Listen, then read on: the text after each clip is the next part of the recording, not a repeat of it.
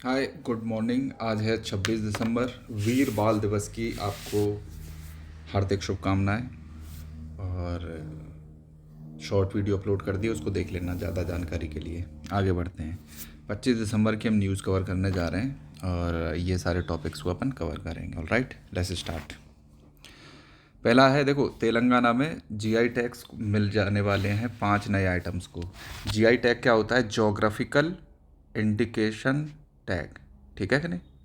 तो जो भी प्रोडक्ट जोग्राफिकल लोकेशन पे, जिस लोकेशन पे, जिस गांव में, शहर में बनाए जाते हैं, उनको वहाँ का टैग दे दिया जाता है ऑथेंटिसिटी के लिए कि भाई ये ओरिजिनल प्रोडक्ट है, इस जगह पे ये बनता है। ठीक है कि नहीं? इससे कि इसकी मार्केटिंग अच्छी हो सके और वहाँ के जो लोकल मैन्युफैक्चरर्स हैं उनको उसके दाम अच्छे मिल सकें, इसके लिए ये किया जाता है। ऑलराइट। तो 5 इसके लिए फाइल किया था तेलंगाना ने, तो उनको जीआई टैग इस बार मिल सकता है। तो अभी इसे हम देख लेते हैं भाई, ये पूछे जा सकते हैं। तो नारायण पेट है जगह ज्वेलरी मेकिंग, यहाँ पे ज्वेलरी बनती है, आ, उसको जीआई टैग मिलेगा। दूसरा है हैदराबाद के पल्स, पल्स मतलब मोती। तीसरी है बंजारा लोगों की ट्राइबल ज्वेलरी, बंजारा लोगों की नीडल क्राफ्ट, नीडल्स मतलब सुई से ये कुछ बनाते होंगे आइटम्स, उसका क्राफ्ट को मिलने वाला है। दूसरी है बाटिक पेंटिंग्स, पेंटिंग्स वगैरह बनाते होंगे, उसको मिलेगा। तो ये याद कर लेना, नारायणपेट और हैदराबाद पल्स, ये बंजारा वाले आइटम्स जो भी आए तो वो तेलंगाना में। और ये बाटिक पेंटिंग्स ये किसके अंतर्गत दिया जाता है? अंतर्गत दिया जाता है GI of goods, geographical indication of goods registration protection act. कब आया था ये? 1999 में आया था। GI tags are valid for कितने साल के लिए वैलिड होते हैं? 10 साल के लिए वैलिड होते हैं। 10 साल के बाद इनको रीन्यू करवाया जा सकता है। बोले 10 साल बाद फिर से रजिस्ट्रेशन करवाओ, फिर से रिन्यू करवा लो। तो जो पहला जीआई टैग दिया गया था लाइफ में, वो दिया गया था दार्जिलिंग टी को। दार्जिलिंग तुम्हें पड़ता है, बहुत ही अच्छी हिल स्टेशन टाइप का है, ये वेस्ट बंगाल में पड़ता है। ठीक है, वेस्ट बंगाल, असम और सिक्किम, इसके बॉर्डर पे दार्जिलिंग पड़ता है। 2004 में इसको दिया गया था। ठीक है कि नहीं? और जान लेते हैं इसके बारे में थोड़ा सा। तेलंगाना में अब तक 18 प्रोडक्ट्स को मिल चुका है, ये सारे हैं इसमें। देखो, पोचमपल्ली ईकत, ईकत एक तरह की डिज़ाइन होती है, साड़ी सूट इन सब में की जाती है। ये आदिलाबाद ढोकरा, वारंगल दुर्रीज, पुत्तापटका रूमाल, और ये टेंडू रेड ग्राम, ग्राम मतलब आई थिंक चने को बोलते हैं। गढ़वाल साड़ी, सिद्धापेट, पता नहीं क्या क्या है, ये सब याद करने की ज़रूरत नहीं है। Hyderabad haleem, I don't know what is this is, but yes, ये आप याद रखना, इनको मिल सकता है, तो इन पर क्वेश्चन आने के चांसेस भी हैं because it is in news. तो ये हैदराबाद के पल्स मैंने तुम्हें बताया, उसके मोती बन रहे हैं, देखो ये, तो उनको भी जीआई टैग मिलेगा। नेक्स्ट हम आ जाते हैं पेसा महोत्सव के बारे में। पेसा आपको पता है फुल फॉर्म होती है panchayat extension to scheduled areas. देखो, 73rd कॉन्स्टिट्यूशनल अमेंडमेंट एक्ट आया था, तो उससे डिसेंट्रलाइज्ड गवर्नेंस हम लोग लेके आए थे, पंचायती राज सिस्टम इंट्रोड्यूस किया गया था। ठीक है कि नहीं? तो ये जो पंचायती राज सिस्टम लेके आए थे, ये शेड्यूल्ड एरियाज़ में एप्लीकेबल नहीं था। ठीक है, शेड्यूल्ड एरियाज़ क्या है? मतलब उन एरियाज़ में एप्लीकेबल करने के लिए हम ये पेसा एक्ट लेके आए थे 1996 में। ठीक है, ये 73rd कॉन्स्टिट्यूशनल अमेंडमेंट एक्ट आया था 1992 में। तो शेड्यूल्ड एरियाज़ क्या हैं? ये देखो, शेड्यूल्ड एरियाज़ वो एरियाज़ होते हैं जहाँ पे ट्राइबल लोग रह रहे होते हैं। ठीक है नहीं? ये कहाँ पे हैं? शेड्यूल 5 ऑफ द कॉन्स्टिट्यूशन में दे रखे हैं। इसका शेड्यूल 5 का नाम है scheduled areas and scheduled tribes. इस शेड्यूल्ड एरिया में शेड्यूल्ड ट्राइब्स रहती हैं, इसका ये मतलब है। कई सारे एरियाज हैं जो शेड्यूल 6 में आते हैं। ठीक है कि नहीं? उनको हम ट्राइबल एरियाज बोलते हैं, ट्राइबल एरियाज। ये पूरे के पूरे एरिया ही ट्राइबल हैं, इसमें मतलब मैक्सिमम लोग ट्राइबल्स रहते हैं। शेड्यूल्ड एरियाज वो एरिया हैं जहाँ पे ट्राइबल्स थोड़े बहुत रहते हैं, बाकी की नॉर्मल पॉपुलेशन रहती है। क्लियर है कि नहीं? तो शेड्यूल 5 के अंतर्गत ही ये ट्राइबल एडवाइजरी काउंसिल्स इस्टेब्लिश की जाती हैं ट्राइबल एरियाज़ को गवर्न करने के लिए। ठीक है कि नहीं? कि भाई तुम अपना नॉर्मल गवर्न कर लो। तो जो स्टेट्स होती है जिनमें ट्राइबल पॉपुलेशन है, उनको शेड्यूल्ड एरियाज़ में आ जाते हैं। ऐसे 10 स्टेट हैं। इन 10 के अलावा 4 स्टेट और हैं, मेघालय, असम, त्रिपुरा, मिजोरम। अगर आप नॉर्थ ईस्ट का मैप बनाते हो इस तरह से, तो मैं कैसे याद रखा है इसको, ये असम है, यहाँ से एल बना देना है। ठीक है कि नहीं? एल, असम पड़ेगा, मेघालय पड़ेगा, त्रिपुरा पड़ेगा यहाँ पे, और मिज़ोरम पड़ेगा। ठीक है कि नहीं? तो ये 4 स्टेट हैं, ये आपके किस में पड़ते हैं? शेड्यूल 6 में। इसके अलावा जो सेंट्रल इंडिया के स्टेट हैं, जैसे मध्य प्रदेश हो गया, छत्तीसगढ़ हो गया, उड़ीसा हो गया, राजस्थान हो गया, महाराष्ट्र हो गया, है ना, और झारखंड हो गया, इस तरह के जो आसपास के जितने भी रीजन्स हैं, स्टेट्स हैं, वो आपके 10 स्टेट्स किस में आ जाते हैं? शेड्यूल 5 में आ जाते हैं। आई होप कि आपका क्लियर हो गया होगा। ऑलराइट। तो ये देखो, जैसे झारखंड के लोग हैं वो पार्टिसिपेट कर रहे हैं इसमें। तो पेसा महोत्सव पूछ सकते हैं कि कहाँ पे मनाया गया है। ये तो विशाखापट्टनम में मनाया गया। विशाखापट्टनम कहाँ पड़ता है? आंध्र प्रदेश में। आई होप ये आपको पता होगा। तो पेसा महोत्सव आपको समझ में आ गया जी। नेक्स्ट बढ़ते हैं, dowry is a cross cultural evil, supreme court ने ऐसा बोला है। तो डाउरी एक्ट आया था 1961 में। तो ये केवल और केवल किस पे एप्लीकेबल है? देखो मैं ये आपको बता देता हूँ, सिविल सर्विसेज कंडक्ट रूल्स की अगर बात करते हैं 1964 की, तो ये जो डाउरी एक्ट है ये हिंदूज़ पे अवेलेबल है। तो जब हम हिंदूज़ को पढ़ेंगे तो इसमें 3 रिलीजन आ जाते हैं, हिंदू आ जाता है, सिख लोग आ जाते हैं और बुद्धिस्ट लोग आ जाते हैं। इन रिलीजन्स पे ये डाउरी का एक्ट एप्लीकेबल होता है। ठीक है। और जो सिविल सर्विसेज कंडक्ट रूल है, इसमें 13A रूल जो वो ये कहता है कि डाउरी लेना देना, इसकी बात करना, ये सब गुनाह है। ठीक है। लेकिन डाउरी एक्ट 1961 में एक प्रोविज़न दे रखा है, जो मुसलमानों का जो पर्सनल रो है, महर, ठीक है कि नहीं, ये रहा महर, ये डाउरी का पार्ट नहीं है। महर वो पार्ट होता है जैसे शादी हो रही हो तो मुसलमान लड़के लड़कियों को देते हैं महर, कि हम तुम्हें तलाक देंगे तो इतने पैसे तुमको दे देंगे, ये प्रॉमिस किया जाता है। ठीक है कि नहीं? तो उसको महर बोलते हैं। तो ये आउटसाइड परव्यू ऑफ डाउरी रखा गया था। तो ये जस्टिस हैं तुम्हारे संजय करोल, ये साहब कह रहे हैं कि ये क्रॉस कल्चरल ईविल है, इट ट्रांसेंड्स ऑल रिलीजन, सारे रिलीजन्स में ये प्रैक्टिस की जाती है। ठीक है कि नहीं? तो इन्होंने कॉन्सेप्ट दिया है कि ऐसा क्या है, क्यों डाउरी का चलन आज भी है। 1961 से लेके आज तक हम डाउरी को, अभी तक ये चलता क्यों आ रहा है, ये ख़त्म क्यों नहीं हो रहा है? इसका इन्होंने ये रीज़न दिया है कि जो लोग शादी कर रहे हैं ना, जो माँ बाप होते हैं अपनी लड़की की शादी करना चाहते हैं, वो हायर स्टेटस फैमिली में करना चाहते हैं, जिनका लड़का अच्छा कमाता हो, वो रिच परिवार हो, नहीं समझे? तो जब उस हायर स्टेटस फैमिली में शादी करनी होती है तो एक तरह से उनको प्लीज़ करने के लिए उसके लिए डाउरी आज भी दी जाती है। ठीक है कि नहीं? एक केस आया है नया, 20 साल की लड़की मर गई सुसाइड करके, 15,000 रुपये दहेज मांग रहा था, मोटरसाइकिल मांग रहा था, ये सब मांग रहा था, तो बेचारी मर गई। तो उसके पे ये बोला है इसको। ठीक है कि नहीं? तो इन्होंने एक टर्म दिया है हाइपरगैमी। हाइपरगैमी ये टर्म यूपीएससी वाले लोग याद रखें। इसका मतलब है हायर स्टेटस में शादी करना, हायर स्टेटस की फैमिली में शादी करना। ठीक है कि नहीं? Hypergamy thus became both social strategy and religiously sanctioned norm. ठीक है कि नहीं? Nothing that, although dowry act होता था लेकिन इससे कुछ नहीं हो पाया। और ये गिफ्ट और ये सोशल एक्सपेक्टेशंस को ध्यान में रखते हुए कि हम अमीर घर में शादी कर रहे हैं तो गिफ्ट दो, लोग पूछेंगे कि क्या मिला तुम्हें शादी में, ये हुआ वो हुआ, तो ये सब चलता रहा है। तो जज साहब ने कहा है कि ये डाउरी लेना देना, ये article 14 right before equality, equality before law and equal protection law of law, इसके अगेंस्ट है ये, ऐसा इन्होंने बोला है। और कोर्ट ने ये भी कहा है कि जितने भी मुसलमान लोग हैं ना, मुस्लिम फैमिलीज़ में भी, पर्टिकुलरली इन अर्बन सेंटर, तो ये डाउरी का सिस्टम तगड़े से चालू है कि नहीं? जो महर सिस्टम था, डाउरी ने उसको रिप्लेस कर दिया है। अब बोलें कि महर वहर देते नहीं हैं और ये मुसलमान लोग भी डाउरी ले रहे हैं, है ना? तो इन्होंने बोला है कि ये क्रॉस कल्चरल ईविल है।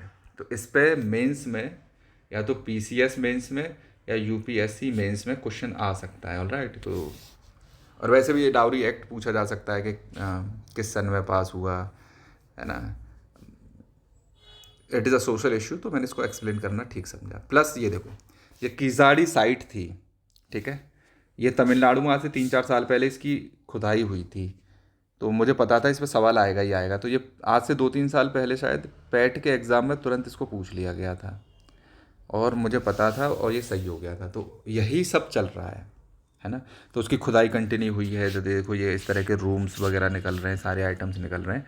तो ये बोल रहे हैं कि एंशियंट फ्लड की वजह से तो नहीं, कीजाड़ी जो साइट थी, इसको कीलाड़ी भी पढ़ देते हैं, कीलाड़ी, ये ध्यान रखना। तो एक ही साइड है ये।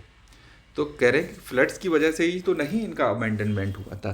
तो देखो इसमें खुदाई हो रही है, तो आप समझ सकते हो खुदाई हो रही है तो इसका मतलब कुछ न किसी चीज़ ने इसको दबा दिया होगा।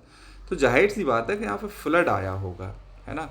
तो फ्लड आया है तो उससे ये दब गया है और उसके बाद अब ये खुदाई करके निकाल पा रहे हैं। तो इसमें ये देखो ये एंटे चैम्बर्स मिल रहे हैं। एंटे चैम्बर्स मतलब अंतराल टाइप का होता है ये। जैसे एक बड़ा हॉल है तो उसके बीच में एक छोटे हॉल बने रहते हैं, उसको एंटे चैम्बर्स बोलते हैं, अंतराल टाइप का, ठीक है कि नहीं, जाने के लिए। इसके बारे में थोड़ा सा और जान लेते हैं। ये वैगई रिवर के बैंक पर सिचुएटेड है, तमिलनाडु में है। ऑलराइट, ये पूछा जा सकता है तो इसको याद रखना। वैगई रिवर साउदर्न तमिलनाडु में है, कीजाड़ी साइट है। इसमें ड्रेन्स मिले हैं, कैनाल्स मिले हैं, किले के मिले हुए मतलब मिट्टी के फर्श, पॉटरी भी मिली है, बहुत सारे आइटम्स मिले हैं। मतलब जितने भी एक साइट्स पे मिलते हैं वो सारी चीज़ें इसमें मिली हैं। तो इसमें क्लाइमेट कॉन्सेप्ट का दे रहे हैं, क्लाइमेट कॉन्टेक्स्ट का, कि भाई जो वैगई रिवर है उसने अपना शिफ्ट किया है कोर्स, है ना। फ्लड वगैरह आए हैं चूँकि उसी के किनारे पे है, तो उससे ये दब दब के बेचारी अंडर वाटर चली गई थी। Vaigai today is few kilometre away from Keezhadi site. कह रहा वैगई रिवर कुछ ही किलोमीटर है कीजाड़ी साइड से, तो हो सकता है कि इसी रिवर ये इसके ऊपर से होकर निकल गई हो और ये दब गई हो।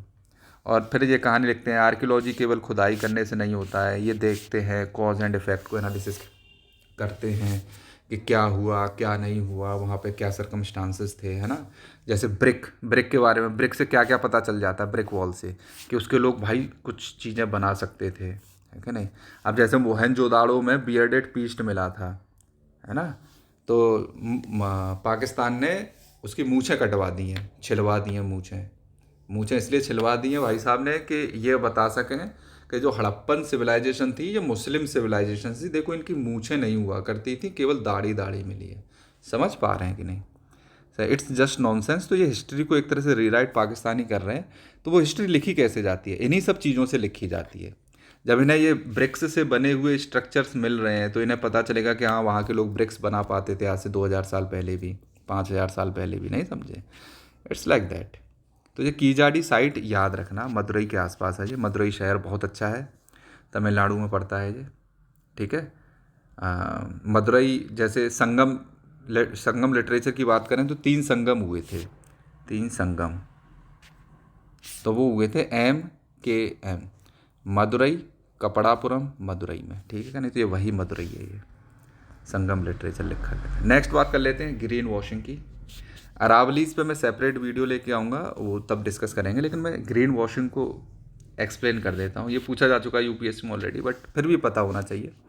कंपनियां क्या करती हैं ना, वो मिसलीड कर देती हैं कस्टमर्स को बोलेंगे कि भाई हमारे जो प्रोडक्ट हैं वो बहुत ही एनवायरनमेंट फ्रेंडली हैं, ख़रीद लो, और थोड़ा महंगा भी बेच डालते हैं। हमारा जो प्रोसेसेस हैं कंपनी के वो बहुत एनवायरनमेंट फ्रेंडली है।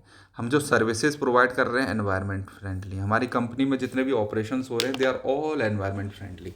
That is how they are green washing. Green मतलब जैसे हरा हरा पेंट कर देते हैं अपने प्रोडक्ट्स पे। कोई आदमी है हरी घास लगाने की जगह पे प्लास्टिक की हरी चादर अपने घर पर डाल ले और कहे कि देखो ये एनवायरनमेंट फ्रेंडली हो गया, तो एनवायरनमेंट फ्रेंडली नहीं हुआ है, नहीं समझे। वो ग्रीन वॉश कर रहा है अपने फेस को, अपने घर को। तो यही ग्रीन वॉशिंग कहलाती है। प्रोडक्ट्स को ऐसे दिखाओ कि हम बहुत ही एनवायरनमेंट फ्रेंडली है, नहीं समझे। तो ये ग्रीन वॉशिंग टर्म मैंने यूज़ कर लिया, इसके एक्सप्लेन कर दिया इसको। नेक्स्ट आ जाते हैं, मैन्युफैक्चरिंग क्यों लैग्ड रही है इंडिया में, इसका कॉन्सेप्ट एक्सप्लेन किया गया डच डिजीज़ के एक्सप्लेन करके। ये किसी ने बुक लिखी होगी, उसी बुक को एक्सप्लेन करके कि इंडिया की डच डिजीज़ क्या है, उसका ये कॉन्सेप्ट बताया गया। डच डिजीज़ मैं आपको लोगों को बता देता हूँ। डच आपको पता है नीदरलैंड्स के लोगों को बोलते हैं। इसका पुराना नाम हुआ करता था हॉलैंड, हॉलोलैंड बोलते थे इसको, नहीं समझे। अब इसके नाम से चढ़ जाते हैं और अब ये नीदरलैंड्स अपने आप को बुलाते हैं। तो इसमें क्या होता है कि एक फेनोमेना है, इकोनॉमिक फेनोमेना है। जब इकोनॉमिक विंडफॉल आती है, इसमें एक ये टर्म है, देखो डच डिजीज़ एक टर्म हो गया, इसको मैं एक्सप्लेन कर रहा हूँ। ये इकोनॉमिक विंडफॉल, इकोनॉमिक विंडफॉल वो होता है कि ऐसी अनफॉर्चुनेट मतलब ऐसी फॉर्चुनेट हवा चल जाती है आपके फेवर में कि आपको बहुत ज़्यादा इकोनॉमिक प्रॉफिट होने लगता है, तो उसको इकोनॉमिक विंडफॉल कहते हैं, ठीक है कि नहीं। जैसे अचानक से तुम्हारे घर में खजाना खुदा गड़ा हुआ मिल जाए, तो उसको आपका इकोनॉमिक विंडफॉल बोलेंगे कि यार मज़े आ गए, बल्ले बल्ले हो गई। तो ऐसा ही इकोनॉमिक विंडफॉल होता है किसी कंट्री में। जैसे कोई तेल के रिजर्व मिल गया, कुछ मिल गए, तो उसकी वजह से नेगेटिव इम्पैक्ट आ जाता है तुम्हारी इकोनॉमी में। उसी को डच डिजीज़ बोलते हैं। इनिशियली इसको कॉइन कहाँ किया गया था? ऑयल की डिस्कवरी, ऑयल करें, गोरिंग गोरेनगैन गैस फील्ड डिस्कवर हो गया था डच में 1959 में। तो उसकी वजह से डच की मैन्युफैक्चरिंग, नीदरलैंड्स की जो मैन्युफैक्चरिंग सेक्टर है वो अफेक्टेड हो गया था। इसको डच डिजीज़ बोलते हैं। नहीं समझे? ऐसा और कंट्रीज़ में भी हुआ है। देखो इसका प्रोसेस क्या है, एक सिग्निफिकेंट रिसोर्स मिल जाएगा कहीं पे भी, इससे क्या होगा, अब जैसे ऑयल मिल गया तो ऑयल के क्षेत्र में लोगों को लेबर की डिमांड हो जाएगी कि भैया लेबर चाहिए हमें, यहाँ ऑयल की खुदाई करेंगे, काम करेंगे, ये करेंगे। तो ये लेबर कहाँ से आएगी? अदर सेक्टर्स से ये लेबर उठ के कहाँ पे आ जाती है? ऑयल की खुदाई करने आ गई। अब इस तेल के तो एक्सपोर्ट्स बढ़ जाएंगे, एक्सपोर्ट ऑफ रिसोर्सेज इंक्रीज। जिस तेल की डिस्कवरी हुई थी उसके एक्सपोर्ट्स तो इंक्रीज हो जाएंगे। एक्सपोर्ट इंक्रीज हुए तो उसकी वजह से करेंसी अप्रिशिएट कर जाएगी। जैसे ही करेंसी अप्रिशिएट करेगी तो अदर सेक्टर्स के एक्सपोर्ट कॉस्टली हो जाएंगे। भाई केवल तेल का सेक्टर थोड़ी है, मैन्युफैक्चरिंग सेक्टर है, सर्विस सेक्टर है, आप बहुत सारी चीज़ें हैं, घोड़ा गाड़ी कुछ तो बना रहे होंगे, वो सारी चीज़ें कॉस्टली हो जाएंगी और उधर के एक्सपोर्ट आपके ठप हो जाएंगे और इंपोर्ट्स आपके चीपर हो जाते हैं। तो दुनिया बाहर की सामान तुम्हारी कंट्री में सस्ता बिकने लगेगा। ठीक है कि नहीं? इससे डोमेस्टिक मैन्युफैक्चरिंग बिल्कुल ही ठप्प हो जाती है, ठप्प, बड़ी दिक्कत आ जाती है। इन्फ्लेशन राइजेस, महंगाई बढ़ जाती है। नहीं समझे? ऐसा कई कंट्रियों के साथ हुआ है, नाइजीरिया के साथ हुआ है, रशिया के साथ हुआ है, वेनेजुएला तो तबाही हो गया। समझ रहे हो? 40% ऑफ वर्ल्ड के ऑयल रिजर्व वेनेजुएला के पास मिले थे। ये तो बोले बल्ले बल्ले हो गई और आज इनकी हालत ख़राब है। मेक्सिको के साथ ऐसा हुआ, इंडोनेशिया के साथ ऐसा हुआ, कई कंट्रीज़ के साथ ऐसा हुआ। क्लियर है? इतना आई होप समझ में आ गया। तो ये डच डिजीज़ समझ में आ गया आपको कि कोई भी सिग्निफिकेंट रिसोर्स मिलता है तो उसकी वजह से खुश होने की ज़रूरत नहीं, तुम्हारी इकोनॉमी बर्बाद भी हो सकती है। ठीक है? तो इंडिया में डच डिजीज़ क्या थी? इंडिया की जो डच डिजीज़ है, in case of India, it is government jobs. इसकी वजह से क्या हो रहा है कि जितना भी यूथ है, इस बुक का नाम नहीं है लेकिन कोई एक रीज़न दिया है इसमें, ये बुक है, बुक का नाम दे रखा है his book a sixth humanity, a sixth of humanity. मतलब इंडिया के अंदर रहते ना, 1/6 ऑफ वर्ल्ड इज़ इंडिया, तो 1/6 ऑफ ह्यूमैनिटी करके बुक लिखी है। इसमें ये कॉन्सेप्ट दिया गया है कि जो इंडिया की जो डच डिजीज़ है, जो न्यू डिस्कवरी ऑफ ऑयल है, वो गवर्नमेंट जॉब्स हैं। इससे क्या हो रहा है देखो, हर एक गवर्नमेंट जॉब की 27 से लेके 40 साल की एज तक दे सकते हैं पेपर। तो यूथ मैन्युफैक्चरिंग में नहीं जा रहा है। नहीं समझे? वो क्या कर रहा है? बैठ के तैयारी कर रहा है 40 साल तक, 35 साल की उम्र तक। चाइना वगैरह में अगर और कंट्रीज़ में देखो, 18 से ही काम करने लगते हैं लोग। ठीक है कि नहीं? और हम लोग जो है 40 साल तक सरकारी नौकरी की तैयारी में बैठे हैं। तो इससे क्या हो रहा है कि हमारी जो वर्क फोर्स है वो डाइवर्टेड हो गई है। rather than going for manufacturing we are preparing for UPSC और अदर प्रिपरेशंस। ठीक है कि नहीं? तो ये हमारी डच डिजीज़ है, इसको इसमें एक्सप्लेन किया गया है। नहीं समझे? हम लोग टेक्नोलॉजी पे जैसे बहुत सारे, जैसे इसमें एग्जांपल दे रखा है, जोमेटो हो गया, ब्लिंकिट हो गया, ये सब ओला हो गया, तो जो नहीं टेक्नोलॉजी पे फोकस नहीं कर रहे हैं। हमारे यहाँ लेबर ही इतनी ज़्यादा है तो उसी पे ही मतलब लोगों को हायर कर करके काम करवा रहे हैं। अदरवाइज रोबोट बने, ये बने, वो बने, टेक्नोलॉजी की फोकस की ज़रूरत ही नहीं है। नहीं समझे? सैलरीज़ की बात करें, सरकारी लोगों की सैलरी तो बहुत ज़्यादा बढ़ गई है, लेकिन प्राइवेट सेक्टर की सैलरी बढ़ी ही नहीं है बिल्कुल। नहीं समझे? तो लोग प्राइवेट सेक्टर में गए ही नहीं, मैन्युफैक्चरिंग सेक्टर में गए ही नहीं, वो कहाँ पे बैठ गए? सरकारी नौकरी की तैयारी करने के लिए बैठ गए। तो इसकी वजह से हमारी मैन्युफैक्चरिंग ग्रोथ नहीं हुई है। ये इन्होंने एक एस्पेक्ट अपना अलग दिया है, इस बुक में इन्होंने इसको एक्सप्लेन किया है। लेकिन हमारी मैन्युफैक्चरिंग के कई और रीजन भी थे, वो मैं आपको बता देता हूँ। पहला था, हमने चूज़ किया था क्लोज्ड इकोनॉमी रहेगी। ठीक है कि नहीं? आत्मनिर्भरता पे हमने काम किया। 1991 के बाद हमने अपनी इकोनॉमी को ओपन किया। दूसरा रीजन था, ढेर सारे वॉर हुए। एक तो 1947 पार्टीशन था, दूसरा था 1962 चाइना, 1965 पाकिस्तान, 1971 पाकिस्तान। ठीक है कि नहीं। उसके बाद भी सैंक्शंस रहे तुम्हारे, न्यूक्लियर हमने टेस्ट किए। तीसरा था हमारा कॉलोनियल लेगेसी, ठीक है कि नहीं। चौथा था एजुकेशन बहुत कम थी। पांचवा था नाम, नॉन अलाइनमेंट का हमने रखा था। चाइना तो यूएसए की गोदी में बैठ गया था, ठीक है कि नहीं। इसकी अगर ये गोदी है तो यहाँ चाइना बैठ गया था, तो चाइना ने तो ग्रो कर लिया, बट अपन लोग कह रहे हैं हम न्यूट्रल बने रहेंगे, न्यूट्रल बने रहेंगे नेहरू की वजह से। तो उसकी वजह से हमारी ऐसी तैसी हो गई। क्लियर है कि नहीं। तो ये बहुत सारे ये रीजंस थे जिसकी वजह से हम मैन्युफैक्चरिंग में नहीं जा पाए। और बट इस इन्होंने एक अनदर पर्सपेक्टिव दिया है डच डिजीज़ का। ओके, तो it is a good perspective. ये यूपीएससी के पर्सपेक्टिव से बहुत अच्छा है। नेक्स्ट हम देख लेते हैं ये अभ्युदय, मध्य प्रदेश में ग्रोथ की समिट हुई है। बस ये पूछा जा सकता है कि अभ्युदय समिट किस स्टेट ने इन्वेस्टमेंट के लिए करवाई थी। तो ये तुम्हारी मध्य प्रदेश ने करवाई थी। ये डॉक्टर मोहन यादव, ये मध्य प्रदेश के चीफ मिनिस्टर हैं। और ये भी बता दें कि ये अखिलेश यादव और तुम्हारे बिहार वाले यादव, वही केवल यादव नहीं है, कुछ ये डॉक्टर भी यादव हैं। तो यादव लोग केवल उधर ही ना सपोर्ट करके इधर भी सपोर्ट कर सकते हैं, but that's up to you. Politics में नहीं जाते हैं, बट यस ये याद रखना अभ्युदय पूछा जा सकता है। अब ये ब्यूरो ऑफ पोर्ट्स, पता नहीं यार रिकॉर्ड हो रहा है कि नहीं। I hope it is recording.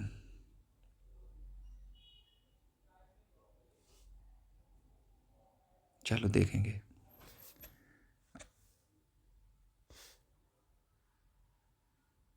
Okay, record हो ही रहा होगा। देखो, ब्यूरो ऑफ पोर्ट्स बना दिया सरकार ने। ये एक स्टैट्यूटरी बॉडी है। स्टैट्यूटरी बॉडी का मतलब होता है ये किसी न किसी पार्लियामेंट के या स्टेट के एक्ट से बनती है। तो ये मर्चेंट शिपिंग एक्ट पास किया गया है, उससे ये वाली बॉडी इस्टेब्लिश की गई है। मिनिस्ट्री ऑफ पोर्ट्स के अंदर आएगी। इसको मॉडल किया गया bureau of civil aviation security की तर्ज पे, ठीक है कि नहीं। तो ये सारी बातें यहीं लिखी हैं, मैंने अलग से लिख दिया है। स्टैट्यूटरी बॉडी होगी, ये ध्यान रखना, ठीक है। स्टैट्यूटरी, सॉरी,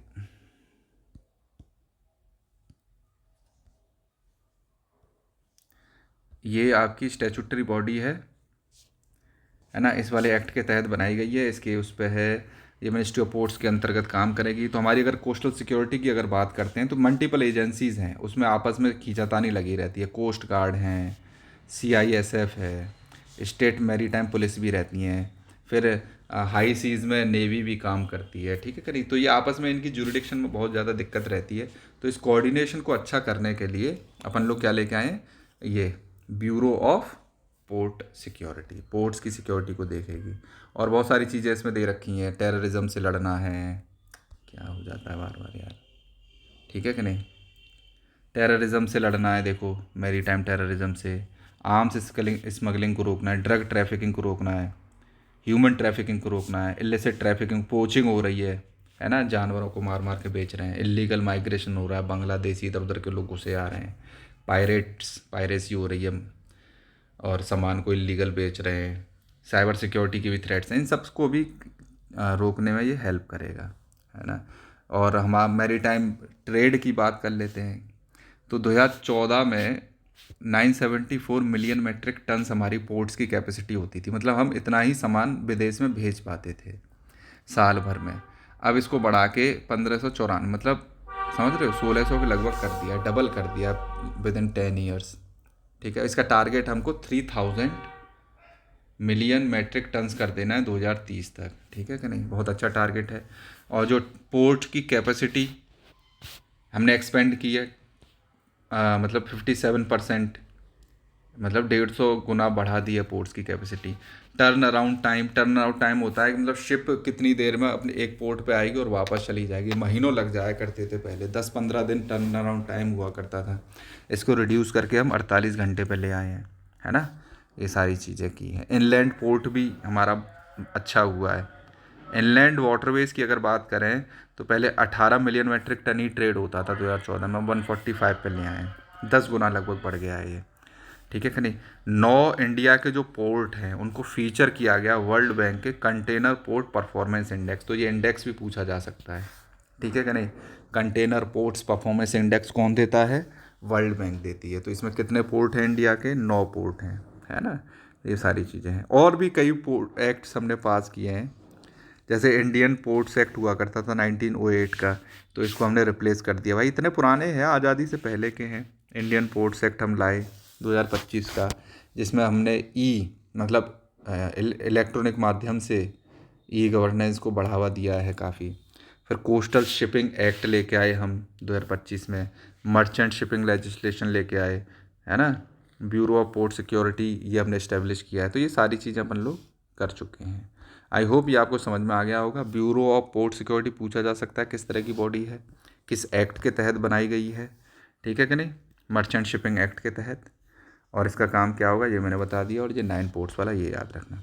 विनोद कुमार शुक्ला के बारे में मैंने कल बताया था, ज्ञानपीठ अवार्ड मिला था इनको, हाईएस्ट लिटरेरी अवार्ड। कल मैंने एक्सप्लेन किया है, ठीक है।